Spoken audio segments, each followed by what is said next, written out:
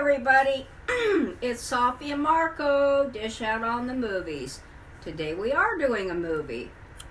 We will be reviewing a TV show later, but right now we are doing A Tree Grows in Brooklyn.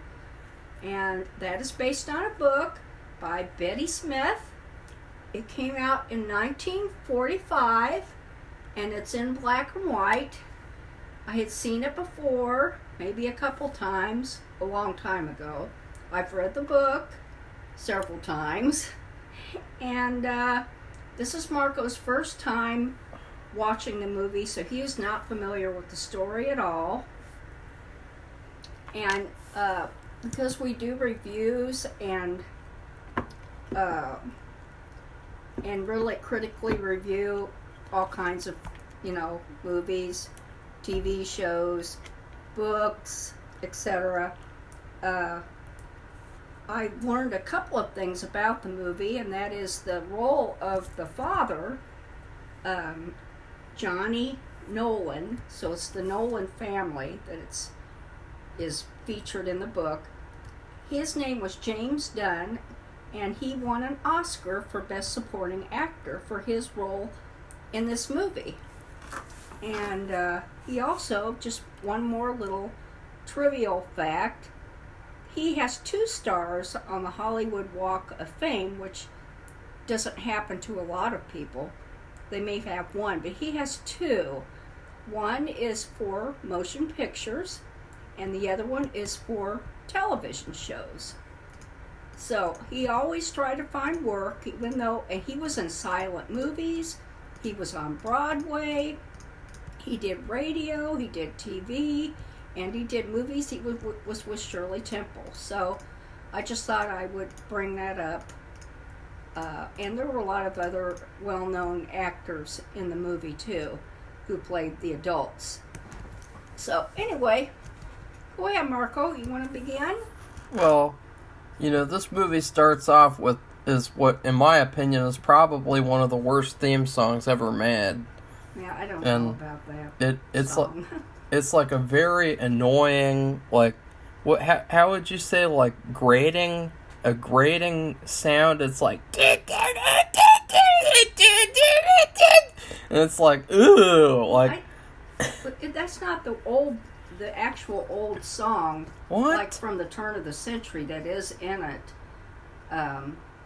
There's an old song and Safi, it's the theme song. It plays over the credits at the beginning, and then it plays over the credits at the end. And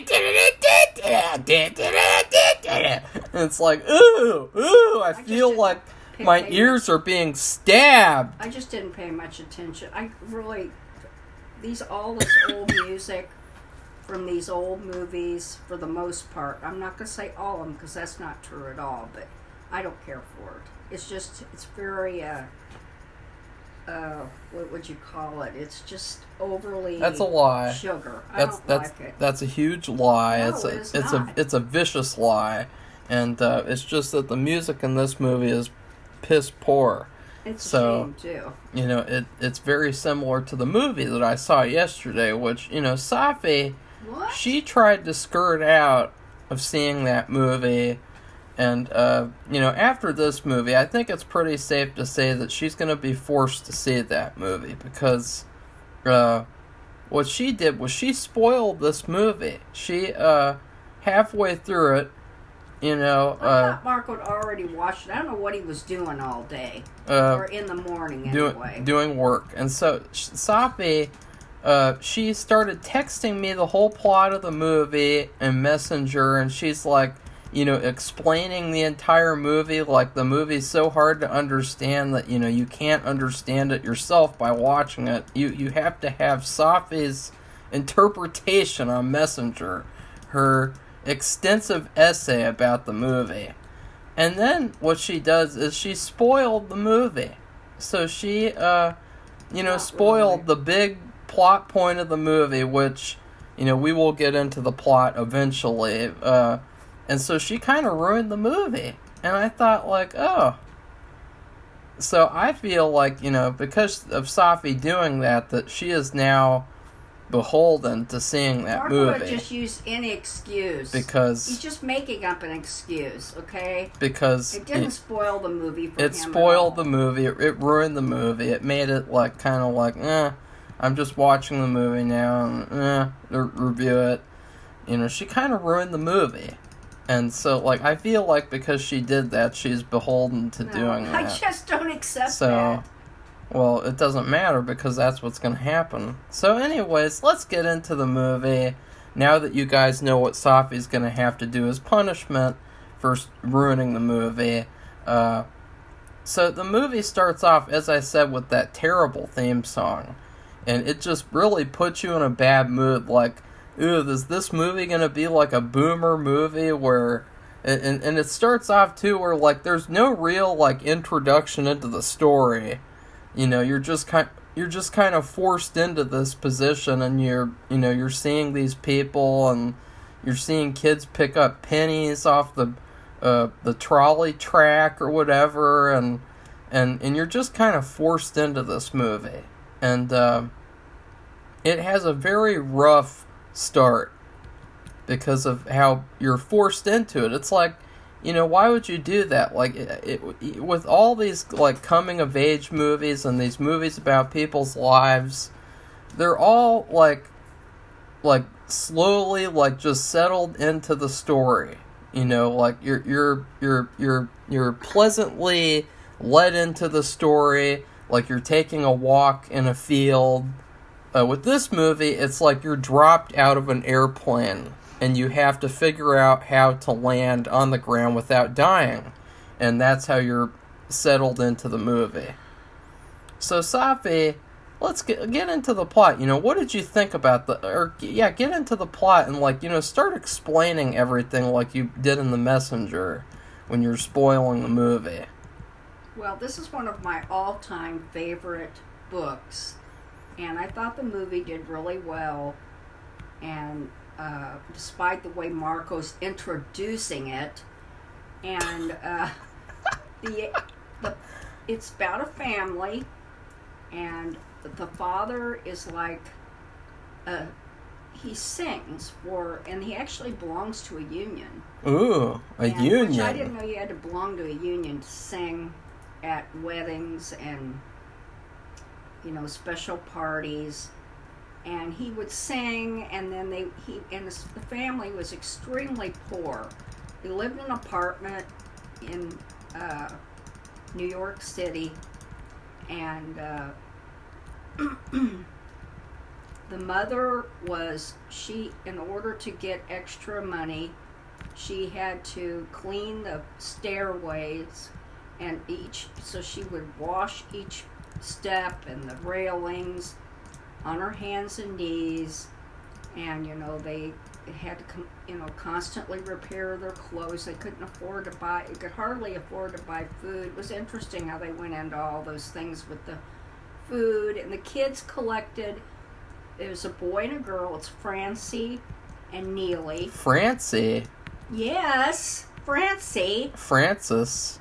Francie and Neely. Okay. And they collected, like, recyclable trash. I mean, they didn't do recyclables back then, but I think they collected metal, and then they would trade it in and get money, and she would go first. So the guy, they don't in the book, you know, they do more description. So, but anyway, the guy who gave her the money, she would let him, what do you call it, pinch her cheek. You know, how people like to do that to kids, which is really weird. Why? Why is it weird? I just never understood it. It's just weird. And she hated it, but they got more. She got an What, extra. Are you jealous? Are you jealous that Are you jealous no one ever pinched your cheek? Oh, God. She got an extra, I think she got an extra penny or something. Really? And they had what they did, and they didn't really go into it, but... Maybe he's trying to groom her. Oh, God. They would have a whole lineup of the kids in the neighborhood with their trash, and they would get the money for the trash. And I'm talking about pennies, you know. And then they had a little, just as a little detail, because they showed it, but they didn't really. I don't know if Marco understood. They hid it in the closet. Who's Rarco? And they put like a coffee can in there. They nailed it to the wall, and then they would put all this change in for the year or whatever, and it would be like their emergency money. And let's say they had to get a taxi or a horse-drawn carriage. That's what they had, and so they would put all that in, and so it would. That was one little thing she did. They also had some money that they needed right at the, like, to get groceries, limited groceries on the top of the stove. That was another place. Well, here's a good question, since you're just going to explain the movie and not really talk about it. No, I just wanted to say those little details about the thing with the money and what they... Here would be a good question. Does the book have an actual, like, introduction to the story? I don't remember. Because, like, it's probably had a better setting than what was in the movie. Because it starts off and it's just like, they're right there. Yeah. Here's people. We're not going to actually introduce the story like a real story. You're just thrown in there like, I don't know. Yes, the movie just throws you into the story, and don't ask me why, because I don't know. But the movie is really good. Yeah. And, I mean, it's a really nice story, and the book is really good, too. So anyway, there's the two kids, there's the mother and the father. And they're very poor. Okay, and I don't know what to tell you. Francie likes school a lot. She wants to be a writer. And let's get into, like... the boy, it just doesn't care that much, but they're both good kids. Well, the boy likes to eat.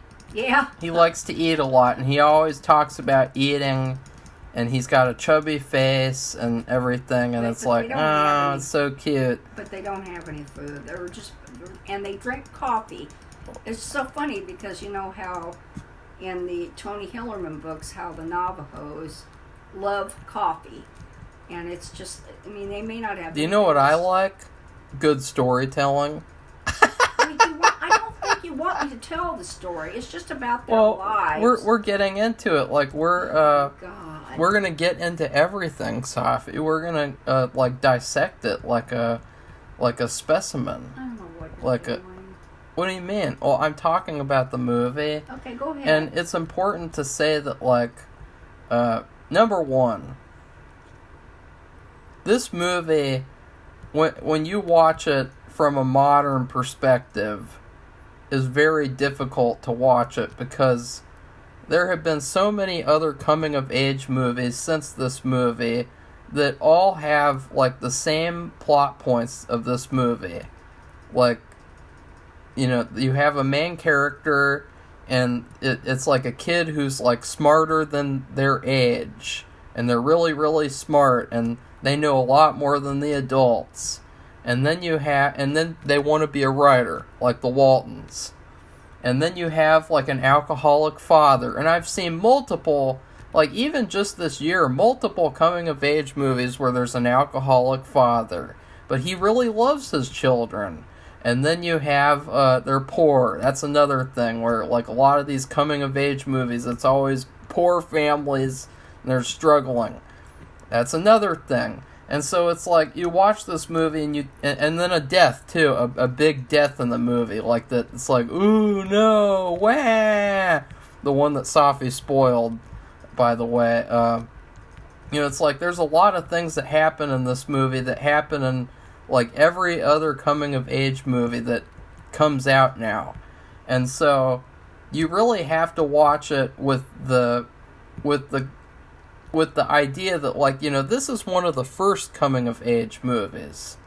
I read that it was the 13th one that's ever been made in history. So, you know, if you watch it like that, it makes it a lot better because, you know, obviously back then they didn't know that they would make all these coming-of-age movies that all had the same plot and they had the same story, and, you know, you'd have people like Safi who would spoil them and everything. Like, you know, they didn't know that. You know, they just wanted to make a really good movie. And it gets a lot better as it goes along because at a certain point, you're finally, like, used to the story. at first, as I said, it's very, very jarring the way that you're just forced into the story. And so it takes like an hour and a half or so for you to kind of be settled into the story. What? That is really not true. It's true. It's like, for heaven's sake. It's like you're forced to be outside without a coat on. Oh, for heaven's sakes. That's just BS. And you have to get used to the freezing. Whining. You have to get used to the freezing ass cold. It's a very simple story. And there's just a lot of little details in about how they struggled, what they did to make this meat. And they really struggled. Yeah. Like they get a piece of meat. And then they would have the butcher, what did he do? He had to chop it up. But then they would hand him an onion at the end of it so he could chop the onion into the meat. And then she didn't want, the mother did not want him to grind the meat ahead of time. In other words, you know how we go to the store and buy ground beef? She did not trust him because she didn't know where the meat came from. So she wanted the kids, to see him chop a big solid piece of meat, which was like a steak, one small steak, and chop it up, and then the onion and everything. So that was one thing. And then, when the bakery, they only showed this for like 2 seconds, but the bakery would, when their bread is all, they have to get rid of it at the end of the day. Even donut shops, they donate their donuts at the end of the day to food shelters or food pantries or whatever, because they can't sell. It's no good the second day. So they would throw out the bread, like the old bread, and the kids would catch it or whatever, and then they did. Yeah, there was a lot of throwing things in this movie, which was kind of strange. Well, there was one big thing with the Christmas tree. Yeah, the Christmas tree, where this guy, I guess he gave away trees. The ones he couldn't sell. Well, how could he? Christmas Eve. How could he not sell that huge tree that the kids got in this movie? That was just in the book. That was, in fact, I think she did it by herself in the book. What they would do, they were little skinny kids. So in the book, she's kind of like a Mary Sue, is what you're saying. I don't know what you're talking about. No, I'm just kidding. So anyway, the way you got your on Christmas Eve, it's the end of the day. He can't. The tree seller can't sell. He would you pick out your tree, and he would take them, and if you would catch them without falling. You couldn't fall and you couldn't drop it. You could have it for free. And when it came to their turn, they had picked like a really tall tree, a really nice tall tree, and he threw it at. They had to have both kids. And I thought that was better. What they probably did was they probably tried to do it the original way. And then that little creepy actress probably fell over. Oh, for heaven's sake! She was probably like, ah! And they were like, oh shit, is she dead? We're going to have the brother help too. And then they did that. They shot a second time. Like, when you finish up your spiel, I will get to like the main character in this movie and what I think about the main character. Well, I just wanted to tell you the things that they had to do to live. Oh. And they would never have been able to afford a tree, and they caught the tree, and it doesn't, in the book, it really kind of emphasizes more how it hurt them to get, it didn't even it looked like a skinny tree. We've seen, the trees we see here, Fraser firs, and they're big and heavy. Yeah. And if that's ever been thrown at us, we would be knocked over. Oh, that's not true. I don't want to brag, but I could probably catch 2 trees, so at the same time. Well, so they take it to the apartment, they've had to move way upstairs, and they have to take it all, but they're so happy, and the father's singing, and all the neighbors are in a great mood, and the little girl says, how come people are so nice today. Why can't they be nice all year long? And Yeah, I know. so anyway, that's my little. Okay, so go ahead. Well, the main girl in this movie, her name is Frances, and she is really creepy.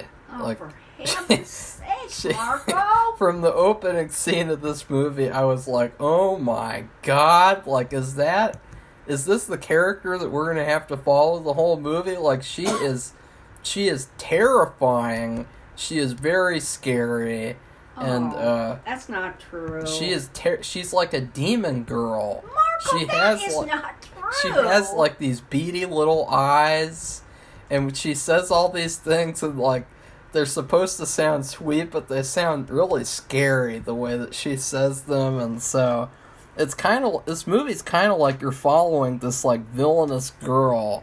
She's not like that at all.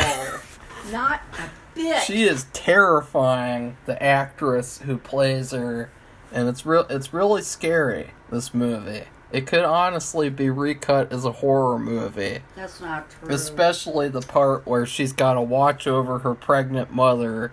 Like, that part was... Her mother's giving birth. That was the scariest part, because I was like, of all the people, when you're in that vulnerable position where you're going to have a baby, of all the people to have there, you want to have this creepy demon girl there. They have no money for her to go to the hospital. They don't even have money for a midwife. Yeah. So they have to and so she has so they got to pull Sissy they got to pull a Walking Dead and a grandma, and they eventually come and they help, thank goodness, because Francie, I just think she's too young to... Well, she's scary. She probably wanted to eat the baby. Oh, no, she didn't. Yes, she did. Like, stop, you thought that she was like a cute kid? Like, you didn't think that she was terrifying? No! Oh, Safi. Oh, God. She was probably one of the scariest children I've ever seen. Oh, God.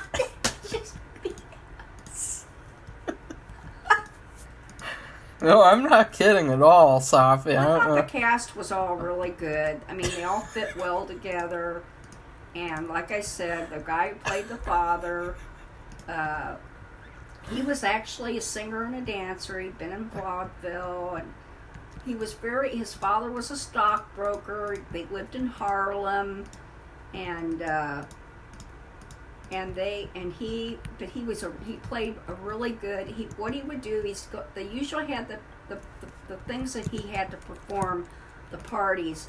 He'd go there. It'd be like on a Friday night or a Saturday night, and he would sing, and he'd get tips. He had to bring the tips home, and he would also bring, like, they might give him leftovers of food, and he.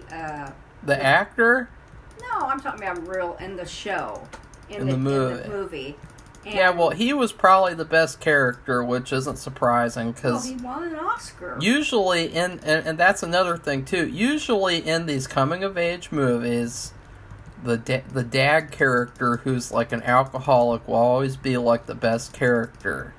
And they'll always be like the star of the movie, kind of. Like, well, you know, in The Glass Castle... You know, Woody Harrelson. That was not what it was in real life. I read that book, too. The kids were the stars in the book. Well, in that one, you know, Woody Harrelson was the star of the movie. He was like That's true. the best person. He was the only person to want to watch the movie for. He was the best actor, and they gave him a really good part. I mean, they made his part. Everything else about that movie sucked. Yeah, it was a shame because it was a really, really good book. Yeah, they really ruined it. Ruined the book. But this movie, you know, it gets better as it goes along. Even though you're stuck with this demon child, it gets a lot better because it gets to a point where you're finally settled in. And I don't know what it was like. The thing is, like, I don't know what it was trying to do. Like, you could really tell. And I read this, that the person who made this movie, it was their first movie. And really? You could tell because it was like there was no, like, plot structure to the movie. Like, there was no beginning, middle, and end. There was just... the whole movie was the middle. Well, the person who did the screenplay was nominated for an Oscar, but they didn't win. Well, there's that. Well, that's why, because it didn't have a plot structure, Safi. Because they just, they had the book. The book probably had a plot structure, Yes, but it did. the movie, at the beginning there's no beginning, and then at the end, the ending is the worst part because there is no ending to the movie. It's just like a cute little scene where it's like they didn't do the whatever. whole book. They if they would have done the whole book, they probably would have had another hour. So what? Make it 3 hours then, just because people Not like back Safi then. complain. Not back. No, Safi, they had 3-hour movies back Not then. for that, Excuse not for me. A movie like that. Well, they should have, because it would have been a know. lot better. Well, the thing is, there's an Officer McShane. He always likes the mother. That guy's kind of creepy too. Like he's just Lloyd Nolan. he's just very always famous. he's just always hanging around. The and- mother's played by Dorothy McGuire, is another famous person. Aunt Sissy is played by what's her name? God, I can't believe it. I don't remember. The mom's kind of a bitch because she wanted to She's pull her very- daughter out of school. Well, what happens? The mother, the husband isn't reliable. What happens is he'll get the tips from sometimes he gets the tips from the thing he's singing, and he spends it on alcohol, or he gets free alcohol. And he goes to a saloon too, and that plays into the story, the saloon keeper. And that was another thing with the bad writing in this movie was instead of showing that he was an alcoholic and just letting it speak for itself, They showed it once. they did show it once. That maybe they couldn't show it because of censorship. I don't But know. the very first thing they do is they literally say out loud that he's an alcoholic or something. And so it's one of those instances where you're like, show not tell, and show don't tell. But no, they start off immediately and they just tell you he's an alcoholic. And so, it's kind of strange, but his character's the best one in the movie, but really the daughter would have been the best one if she wasn't so creepy. If she wasn't so scary and terrifying. That's just, if any of you, I don't know who watches our channel or listens to whatever, but if you are interested, the movie's on YouTube. It's not something hard to access. There's an old one. That's the one we're talking about, the 45 version. There's another remake. I have no idea what the remake's like. It's a TV movie. Okay, don't watch the remake. Watch Yeah. the original. Well, let's the get guy in. won an Oscar, so I would suggest you. And he is a very good character. Let's in the movie. Let's get into more of the plot because I know that you're anxious to just explain everything No, like I'll you let did you do it, before since the you're so movie good at, happened. putting everything down. What do you mean? I said the movie got better, and I said that the main girl would have been a lot better if she wasn't so creepy, and I said the movie's pretty good in the second half. Well, they all had a lot of airtime. I don't think they just focused on one person all the time. And of course, you spoil it, which kind of spoils for heaven's sake! spoils get off of it. spoils the movie experience. So, it kind of ruined it. What? It ruined the experience, and so you're gonna pay for it. No, you're gonna pay for No, it. you're gonna pay for it for 3.5 hours worth of time. Oh God. And so, I don't know. They get to Christmas, and we should also talk about she wants to be a writer, and this movie kind of has a little agenda, and I think it's a kind of a stupid agenda considering the fact that it's one of those movies where it tells you that you should write what you know. Which is always been said that way. That's probably one of the stupidest sayings I've ever heard. Right, what you know. Because, you think about, the person who wrote Star Wars, he didn't know anything about outer space. And so, and you think about, the person who wrote Dracula, he did some research about, Vlad the Impaler, but not really a lot. So, like, he wrote a story from his imagination. And so, like, you know, this movie is a prime example, as I said, of, like, there's so many movies like this now, which just shows that, like, you really shouldn't write what you know only, because that just that's not right. That just kind of makes it into, like, a boring narcissist story that, like, nobody wants. And that's kind of like what this movie is, a little bit, because, you know, she's saying write what you know, and then, you know, she's, like, telling you part of her life story, and it's like, you know, there's lots of stories that are really good where they didn't write what they knew, quote unquote. Well, I think the reason why the teacher, we should say that she was going to this crappy, overcrowded school, and she and her brother in the same class, and the mother wanted it that way because she wanted her daughter to keep an eye on her brother. I don't know why. He's very behaved, and, you know, he does his homework. She makes them do their homework. They have to read every night from the Bible and from Shakespeare to practice their reading. So they're both really good readers. That'd be terrible to have to do. Yeah, whatever. And so anyway, she's out walking. The little girl's walking with her father, and they go into this nearby neighborhood, and she points across the street to this really nice school, which I don't know. It looks like, well, I don't know what to say. You wouldn't be familiar, but like the school that my other son went to, which is like was down the street from where we lived. And she said, I want to go to that school. And, well, they don't live in the district. We have this problem here, too. If you don't live in the district, the immediate area where the school is, you have to go to you have to go to the one that's in your district. And so they did a little fraud thing where, because the father really wanted to do it for her. Yeah, and so they show fraud is good sometimes. Oh, God! So anyway, her father wrote her a note, and they wrote down this address of this beautiful little house they wish they could live in. Remember, they lived in a crappy, tiny little apartment, and they even had to move because to save money. They moved at the top floor. Here she is pregnant and having to wash floors and having to walk all the way up these steps to this little apartment. Well, I actually thought that their upstairs apartment looked better than their older apartment. I think in the book they did better describe. Like I said, you show, not tell. So, and like you said too. And so father wrote the note, said what it was her aunt's address or something. That's what they said.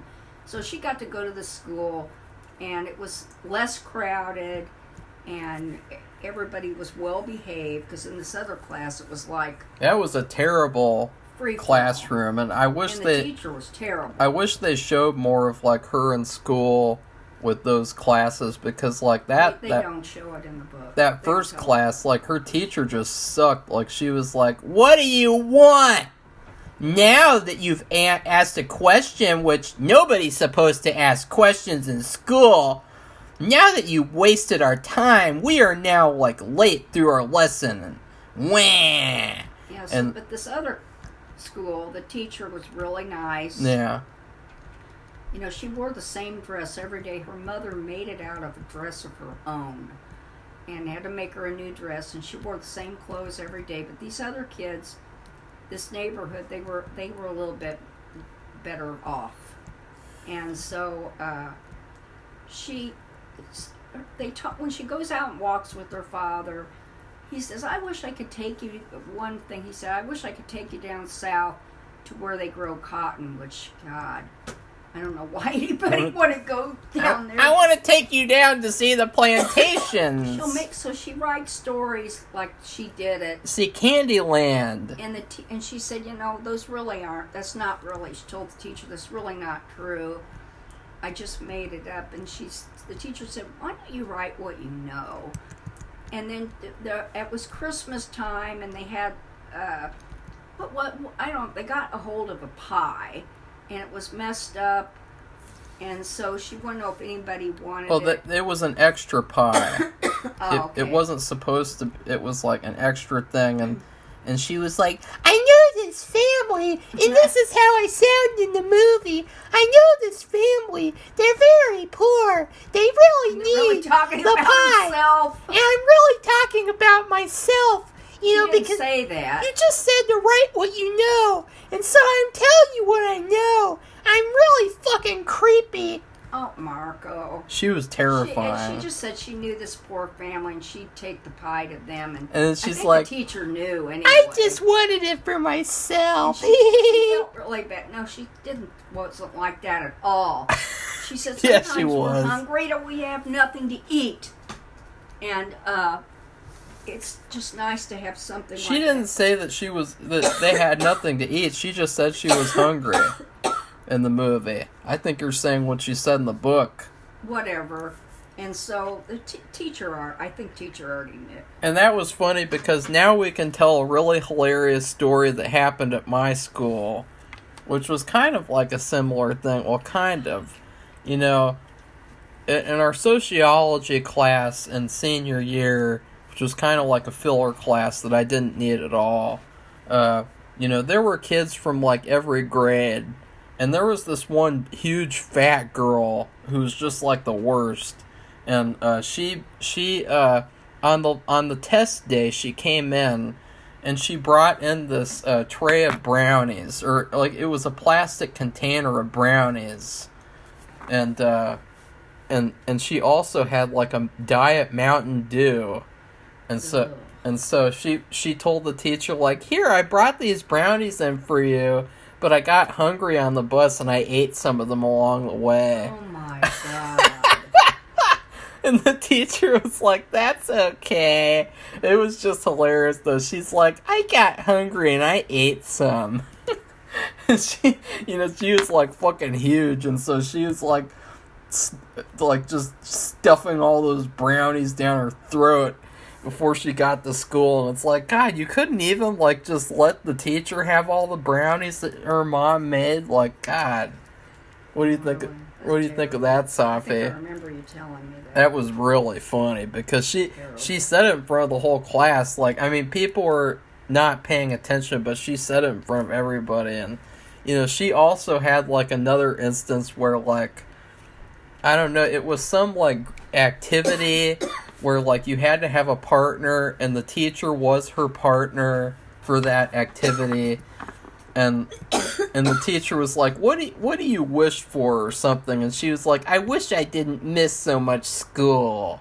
And the teacher was like, "Well, why do you miss so much school?" And she was like, "I don't know." Oh, God. She was a weird character, and so like that was kind of like a similar thing of like, I got hungry and I ate all the brownies, or She shared the pie with her brother. Well, this girl like ate almost all the brownies. She didn't eat. In fact, I didn't even see her eat any. He took a big piece of it. He broke it in half, and yeah, okay, it's hard to see. Anyway, but so I mean, they were very. It was a very good family. The only thing that little girl needs is holy water. Get the demon out of her. What is the name of that actress who plays the aunt? Well, the aunt was actually pretty good. She would be an actress worth checking out in more movies. What do you mean? Where? I don't know. We watched something and she was in it. Well, I'll go on. I can't remember. I'll go on Letterboxd. Bless it, I wish I could remember what her name is. Let's see. Joan Blondell. That's it. And she was actually a cool aunt. You know, like how in that shitty Goosebumps movie where they had the fat, ugly aunt? Like, they should have had this woman instead, because that would have been a better fit for Jack Black to have, instead of getting stuck with a 0 out of 10. Okay, let's see what she was in. You talk about the movie while I discover what you're talking about. Well, she was like the cool aunt. What happened was she would get with a guy, and she liked this name. So, was it Bill? She called all of them Bill, even if their name wasn't Bill. Yeah, his real name was Steve. That was the last one, and she couldn't read, and she couldn't write, and but she was very good to the kids. She really loved them, and she found the guy she loved in the end. And No, Safi, I have not seen a single thing that she's been in. yes, you have. No, I haven't. We talked about it. I've just looked at this entire catalog here. I don't remember what it was. Her entire catalog. We talked about her for And some what? reason. I don't know. That's a lie. No, it's not a lie. You're Marco, if you don't stop it, he's in a mood. Yeah, because you ruined the movie. So, the mother was a lot stricter. In the book? Well, there's other little instances I won't even talk about that Why? are in the book. No. The one thing that was missing from this movie that I was surprised is, every coming of age movie has to have a spanking scene. No. Where the parent abuses their child. There's no spanking in the book. And I was really shocked that this is like the only coming of age movie I've ever seen where there's no child abuse like that. Like, No. because that's always like a hallmark scene of every coming of age movie. There's the scene where the kid did something bad, so they have to be abused, as if that makes it any better. And so, like, I was surprised they didn't have that. I mean, don't you agree with that, Safi? Like, usually they have that, and it's like... but no, there's not, and it's not in the book either. So that makes this better as well, as, like, this is one of those ones that doesn't have that crap. That always kind of ruins coming-of-age movies, is, like, that unnecessary abuse kind of thing. She always stands up for the kids. She stands up for Johnny, even though, he's come home, and they call it... They even say, the mother says, don't say that he was drunk, say that he was sick. And no, she says, don't say that he was an alcoholic, and just say that he died from pneumonia. No, that was when he died. The doctor was going to put cause of death. Alcoholism. No, pneumonia and alcoholism. And he said that the alcoholism contributed to him getting this pneumonia and dying. And she said, I'm trying to have my kids make something of themselves, and I don't want this to taint their, to taint them somehow. And so he just writes alcoholism. And, pneumonia. What happened was he was waiting for a job. It was around New Year's. And that was another instance, I will say, where I was very disappointed that they told and didn't show. They don't show it in the book either. Oh, I thought like that was like an instance of where I wanted to see what happened. No, they don't. And I wanted to see that whole journey that he went through so that it would be a lot more impactful instead of just hearing about it from other characters who I don't care about. Well, they had a fight because she told him about the baby. She got pregnant, and then they'd had to move way upstairs to save money, and then she said, he always talks about when he breaks into show business or whatever so he can get more money. She's sick of him saying that stuff and calls him pipe dreams. So they got kind of in a fight. She said she's pregnant. That's why they moved up there. And he said, well, I'm gonna do this and this and that. And he's just like pipe dreaming again. She gets mad and she said, I can't rely on you. You never come through. And so he's very hurt. This is why he got an award. He could see it. And and then he goes out over New Year's and he tries to get work and it's cold. He doesn't have a coat. I think they all have coats, but he doesn't have any coat. He just has a little scarf he puts around his neck, and he wears a hat, but he wears his suit, and that's it. So, no wonder he got pneumonia. And he stood outside the Union place waiting for it to open or something, and that's when he got pneumonia, and then he died. So. Well, we should also mention how the demon girl, she gets very upset by this death, but she doesn't really show it until something else happens, and so there's kind of like a journey with that. And, I was kind of like, does she really actually care? Because she is a demon girl, so, like, does she actually feel any emotion? Yes, they show her. Yeah, well, that's what I said, is that there's a journey to her showing that emotion. Because she's upset with her mother and doesn't think her mother loved him and didn't appreciate him. And even though they all knew he had a drinking problem, he still was a good person. He always tried to make everybody feel happy. And even at his funeral, all these people sent flowers, and a lot of people were there because they knew him. And he was so effusive and outgoing, and everybody did love him. Yeah. And appreciated him. And the bartender, the bar guy, the one who owned the bar, saloon, whatever, he gave the kids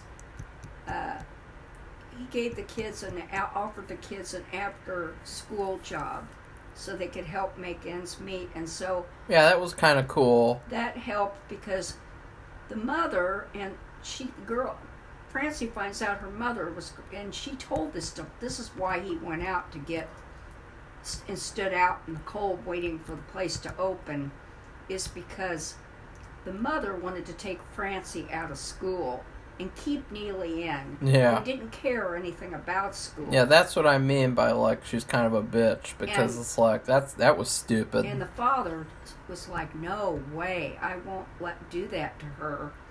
And he said, why don't you want to take Neely out? Because he doesn't care.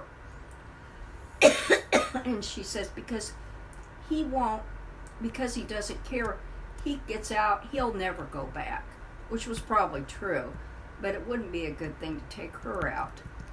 And so with that offer of those jobs after school, which they never, I guess they do show them there just a little bit, that helped them, so she didn't have to quit. And she got to graduate. I guess it's like an 8th grade graduation or something. Both graduate, and the thing for girls at that time... I was surprised that at the graduation that she didn't just annihilate everyone with, like, her demon eyes, like a laser blast. Marco. Like, well, they would get flowers. Like Superman of Superman's Evil. And she knew that nobody in her family could afford to give her flowers.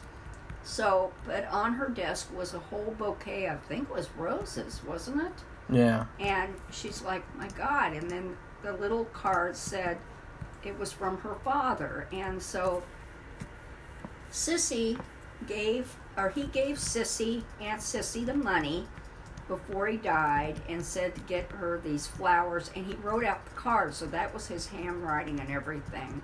And that's when she cried for the first time since he died. So it was very sad. Really? Yeah, I thought it was really sad that, like, you spoiled it and ruined it. Oh, so God, is he just going to keep saying that? How many times have you said that now? 20? How many times have you said that the family is poor? You've said that a million times. I just don't think it doesn't register to people. People think about welfare and going to Walmart and getting a Gordon Ramsay buying meal, chips, and all this bullshit that you hear every day. They don't. This is the way it. This is the way it was. I don't want my tax dollars going to this demon girl. That's what they say. Just all that ugliness that you hear, and this is how people would live. Mending everything, mending all their clothes, and not buying any new clothes, and making her dress out of the mother's old dress, and so anyway, that's what that was about. Well, so let's talk about, like, overall. I would say the movie's very good once you're settled into it, after you're forced into it, and then Safi also ruins it. It's very good. It's a classic movie. It might be one of the best coming of age movies. I would probably have to rank them, and just think about, like, there's so many coming-of-age movies, and as I said before, they don't offer anything new. Like, that's why I really think that I love the Diary of a Wimpy Kid movies, is because those movies don't have, like, any of the hallmarks of a coming-of-age movie. Like, the father in that series is not an alcoholic, and then the main character, he does not want to become a writer, he just wants to be famous. And, that movie series is so much better than, like, a lot of these coming-of-age movies, and this movie is too, I guess, but, it's one of the originals, so it really deserves credit, and then also it is very entertaining to watch once you're settled into the movie. And then, as I said before, Safi kind of ruined it, so, Safi? Like I said, it does go on more in the book about what happens. Because, well, what happens? Well, in the end, Does she get pregnant and live in a trailer park? Oh, Marco, this is New York City. Well, she could move out to the country and live in a trailer park. Because of she marries the Officer McShane. The little girl? No, the mother. Oh, well, that's predictable. I knew that would happen. He says it in the end of the movie. He comes and requests that he can come courting her or something. Ugh. It was a weird, I don't know how. He's like an old person. He's like a boomer coming to, like... He was kind of creepy. Like, the whole movie, he's just kind of hanging around. And He had recently been widowed, too. Yeah. When, I think around Christmas or something. Like, she died. He came to their house at Christmas, and he was basically like... I guess he was just waiting around for that alcoholic to die, because, like, he was, as soon as that guy died, he just swooped in and, took advantage of the action. Oh, and, it wasn't like that. Yeah, he was really creepy. He was basically like a predator, like... Marco's No, saying I'm saying that true. because that would be what some of these people nowadays would say. They would say that, well, he's actually a predator, and he's not overbearing. He was grooming her. He helped the father one time. This is when you know that he has a drinking problem. I already knew, and it's the daytime. It's like late morning or something. Yeah. And he comes stumbling down the street, and I didn't know who it was. I thought it was somebody else. Yeah. Because he looked so tall and everything. I just didn't recognize him. And it was the father. And all these kids are laughing because it's just a whole neighborhood. It was kind of funny. A crowded neighborhood. It's the city. And, it's the city! This isn't the country where the houses are 10, 20 feet apart. So anyway, well, more than that. But anyway, so the officer's there, and he helps her, and she thinks he wants to arrest him. And he helps him home. And because she has to go to school. And he helps him up the steps and up to the apartment and finds the wife. And so he leaves, and then she makes him coffee, as if that doesn't do anything. There was also a funny part I'd like to mention before we give our food reviews. Okay, go ahead. There was a really hilarious part where the demon girl was like, You know, Dad, everybody should walk more because you'll look better and you'll feel better. And so she had some sort of, like, walking agenda. And, like, I thought that was funny. Marco is big on... This is... I don't know, maybe this is a what do you call it? The people his age. What do you call it? They like to rank everything and turn everything they hear is an agenda. Well, she was just really creepy, and it's like she had a weird agenda with, like, walking. It's like, that wasn't That's that all weird? They had to do. She's like, if you walk, you'll feel better and you'll look better. These people don't have any money to do anything, and they live in the middle of the city. Well, why can't they write plays and okay, well, they have to have the paper and everything to do that. Oh, well, you can use a napkin like J.K. Rowling did. They don't have any napkin. Really? They use cloth. And then washed out the cloth. And they can use the cloth. and they can write a play. Okay, we gotta move. And they can write what they know, because that's the whole agenda of the movies. Write what you know. That's a basic thing that's said. And it's a stupid thing. It's a stupid thing. What's the best movie ever made, Safi? Rear Window? You think the person who wrote that movie knew anything about watching somebody across the street murder their wife? No. Okay, Marco. No. Actually, I don't know what that's based on, but that's in the middle of the city, too. It was based on a short story. Or something like that. Oh. Yeah. Well, I would say that the movie, Safi can rate it first in terms of food. Go ahead. No. I don't want to. Well, I'm just going to give it a steak dinner. We have not had a steak dinner in a long time. Yeah, I don't know why that is, too. With a good baked potato and a good vegetable and gravy and or some kind of sauce, whatever you want for a steak. I would prefer a sauce, like a gravy. I guess Marco would probably, or even a steak sauce, I guess. Men don't need sauce with their steaks. I like it, and I guess because of Gordon Ramsay, what would it have to be? It'd have to be medium cooked. rare. Medium rare. Are you sure? Yeah. Yeah. That's right. Because I always ordered my steaks medium well. Yeah. So always, and then they never do that for Gordon Ramsay ever. Or any of the other chefs. It's all medium well. Medium rare. Sorry. And just because I remember when she goes and they do the thing with the meat, and the guy has to chop it into little pieces, and the onion, remember that? Then they show them eating the dinner, and the piece that they get, it's like God, what would it be? An inch by inch, or 2 inch by 1 inch? I mean, a little tiny piece. And I think they had some kind of potato or whatever. I mean, they just had nothing. Just this little tiny, and I think just a regular size steak meal, really good. It would be so nice. Because I like steak, but we rarely have it. So it's not a meal that you can stretch out over the days. We usually have like 2 or 3 day meals. Yeah. So we don't have to bother with cooking, and also it's more economical. So how about you, Marco? Well, I really thought, what is a meal that's really good, but Safi ruined it one time. Well, I thought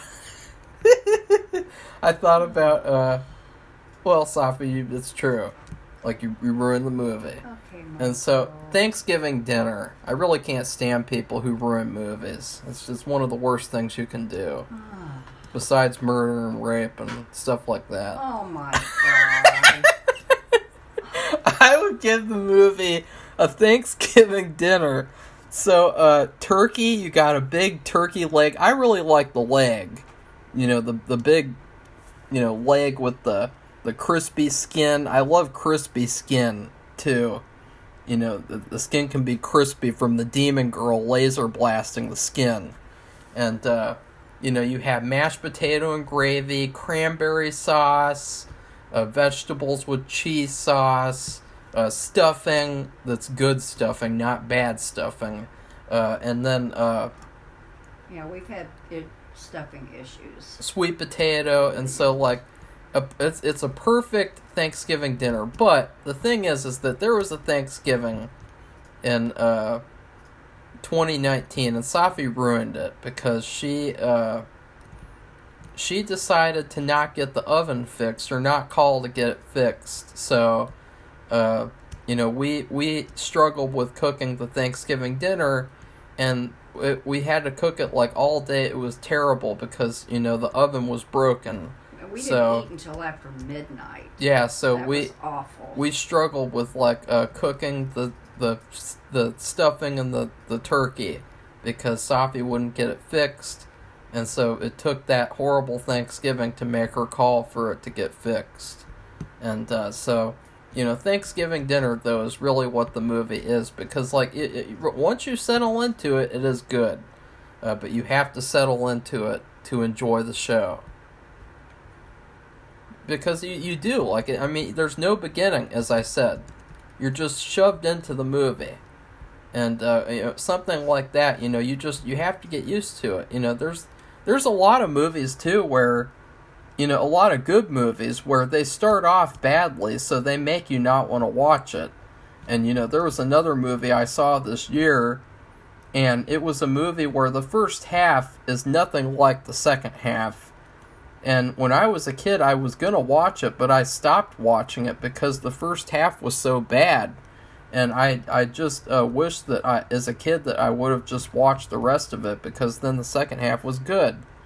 Another thing is that, this is a little different, but that Goosebumps movie we just watched, we saw the first one in the theater, and it was terrible. Yeah. And we've already done these reviews, but the second one is really, really good. It's like 1,000 times better. It's a good movie. And we didn't see that in the theater because we thought, because they'd done such a terrible job with the first one, that the second one would probably be just as bad. So that was a shame, because it was about 1,000 times better. So, but that's different. That's not one movie, but they still have, it's kind of a continuation, even though it's very vague and bare, but still. Yeah, so watch this movie and make sure that you don't have a Safi to ruin it for you, so that you can enjoy the whole experience like a real Thanksgiving dinner. We've said it. Well, no, some people kind of zone out and they don't really pay attention, and then they're like, oh, that sounds good. Okay. What? Okay. Are you trying? So if you like this video, give it a thumbs up. You want to fight? Become one of our subscribers. Want to fight? Oh, please. Want to battle? Want to duel? No, I've got shipping to do. Anyway, become one of our subscribers so you can give us some feedback. And we'll be doing the next thing we're doing. Well, we're going to be doing later on today the Goosebumps. Next Goosebumps, not Goosebumps. Yeah, Goosebumps episode. It's so unlike the Goosebumps. I like. It's not actually Goosebumps. It's coming out. It's out today. It's shit bumps. And. Then we'll be doing another movie. I don't know what the next one is. The next one's Sherlock. The next one is a Sherlock Holmes movie. Another thing Safi picked out. An old movie with the original, I don't know if he was the first one to do, but anyway, we'll see. But anyway, it's not a long movie, and I think it's another. And you know what? I just remembered I saw on YouTube, because I was trying to see if there was some footage of this guy from this movie getting his Oscar for his supporting role in this movie, and they're not that I can see. And but anyway, they've colorized this movie too. So if you want to watch I don't want to see that little creepy girl in color. So if you want to see the colorized version, because some people have some kind of problem with watching black and white movies for some reason. Yeah, it's a part of a mental illness. But the thing is, when they started colorizing these old movies, I was not for it at all. I still don't like it. And they did that, but there is a colorized version. I think it's good, and it's fun to see, because it's fun to know what the colors were that these people wore and things like. Well, how did they do that? In Night of the Living Dead, the guy, the Johnny at the beginning who gets killed, he has like a pink polka dot tie on, and you never would have known that unless you saw the color version. So it's kind of fun for things like that. Okay, that's interesting. All right, so goodbye, everybody. Bye.